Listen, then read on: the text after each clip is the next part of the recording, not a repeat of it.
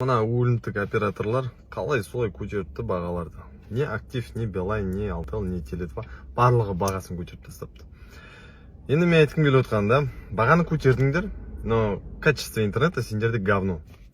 Әрбір дүкенге кірсең, тұрасың да, сейт қайда, далаға шығып, бүйтіп Каспий номер айта қойыңшы деп. Неге тарифтің бағасын көтердіңдер? Өйткені сіздерге министерство штраф салды 5 миллиард теңге деді да. Штраф салдым үшін, сендер алдыңдар да халықтан ол ақшаны қайтарып алдыңдар. Красавчик, сөз жоқ. Енді мен айтам, министр Бағдат Мусин, сен халықты қораға тығып жүрдің.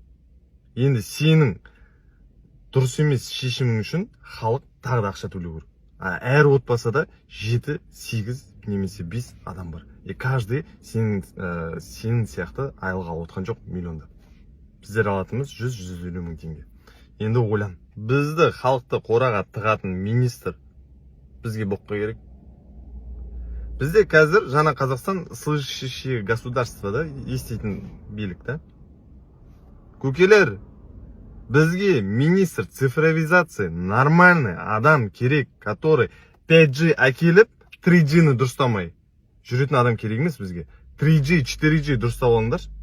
Ауылдың іштерінде, қаланың ортасында, қаланың шетінде, қаланың дүкендерінің іштерінде спокойно интернетке кіретіндей.